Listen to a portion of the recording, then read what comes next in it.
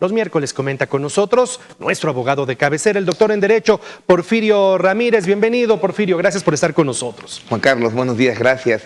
Pues mira, hoy vamos a tratar un tema bien importante, tanto para el sector empresarial, patrón, como para el sector también trabajador. Porque bueno, siempre hablamos y escuchamos de las llamadas outsourcing. Sin embargo, ahorita el motivo hoy de la charla es explicarle al auditorio las reformas que hubieron en el mes de abril de este año, donde, bueno, lo que se busca es precisamente regular a este tipo de empresas que son o que ofrecen subcontratación laboral.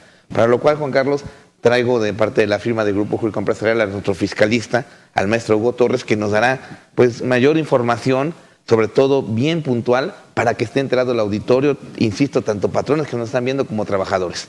Interesantísimo el tema, sobre todo pensando en función de que estas nuevas leyes, estas nuevas disposiciones indican que al esquema de subcontratación le quedan ya unas semanas de vida en las empresas y que si no se cumple con la ley puede haber repercusiones muy importantes. Maestro Torres, abogado fiscalista, bienvenido. Gracias, muchas gracias. Gracias. Y empecemos. ¿Qué es la subcontratación o el outsourcing comúnmente llamado? Bueno, la verdad es que la subcontratación es, digamos, hay muchos términos, pero podemos definirlo como un modelo de negocios en donde una empresa subcontrata a personas para realizar diferentes actividades.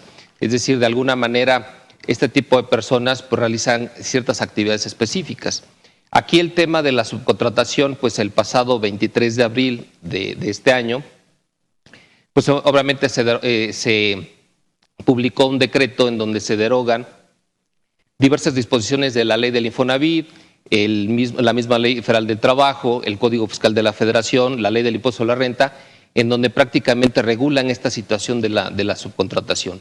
Obviamente con vigor en diferentes tiempos. El tema es, por ejemplo, la ley federal del trabajo establece que surtirá sus efectos al día hábil siguiente que se publicó.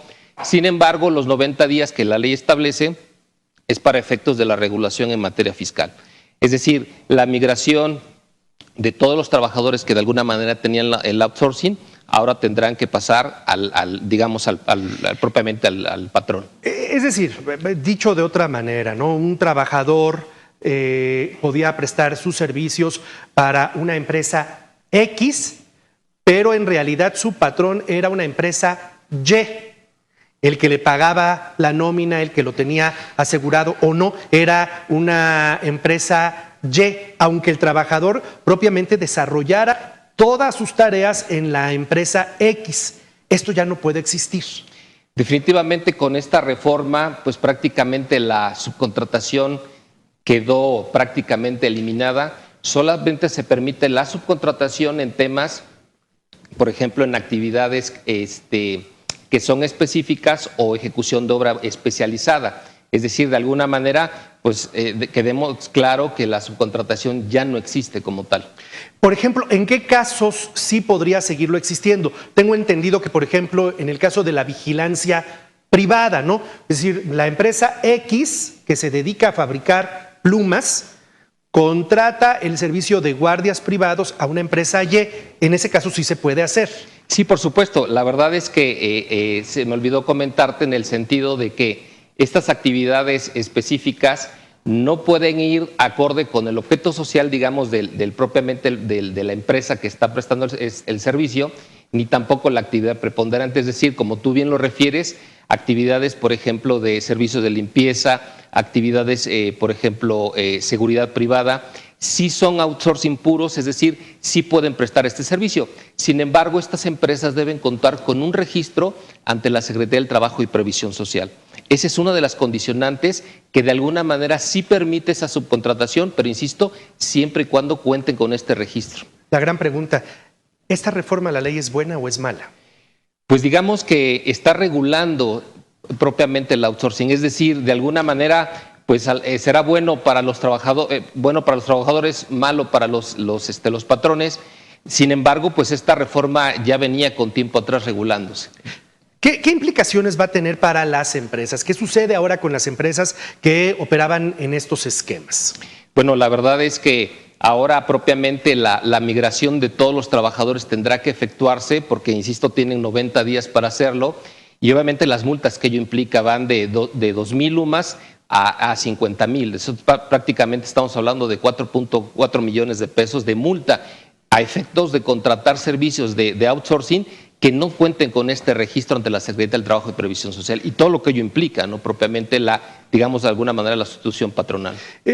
Mencionaba yo al principio del programa, y no tengo clara la fecha, pero entiendo que ya son semanas en las que quedan en vigencia las leyes actuales, porque ya hay una fecha marcada donde las empresas ya no pueden acudir al esquema de la subcontratación. Sí, de hecho, el 23 de abril de este año se publicó la reforma con vigencia 90 días, entonces prácticamente estamos a 10 días de que surta efectos propiamente la reforma.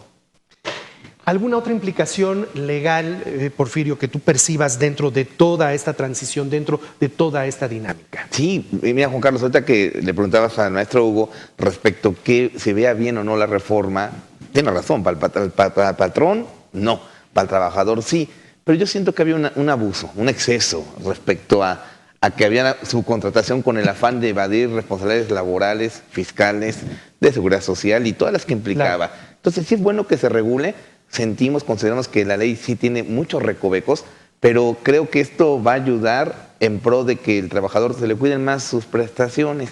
Es importante también señalar que sí tiene consecuencias, no solamente laborales, sino también de índole fiscal y fiscales penales. Entonces, en este sentido, creo que es importante que los patrones se traten de regularizar y que hay definitivamente empresas donde requieren la subcontratación, como tú lo acabas de decir, pero que no se abuse de eso, ¿no? Como todo, ¿no? Es un tema que se tiene que ir perfeccionando. Creo que los 90 días se quedaron cortos, pero al final del camino, bueno, para eso existen también los abogados fiscalistas, para contarle esos recovecos en la ley en el buen sentido y se busca un equilibrio, Juan Carlos. Si alguna empresa, si usted es MIPYME, si usted es mediano empresario, quiere alguna asesoría más clara sobre este tema, justo en pantalla aparecían los números de contacto, si los volvemos a poner, Alejandro, te lo voy a agradecer, del doctor en Derecho Porfirio Ramírez, para que usted entre en contacto con su bufete jurídico, que además está especializado justamente en este tipo de temas, en temas empresariales. Maestro Hugo Torres, abogado fiscalista,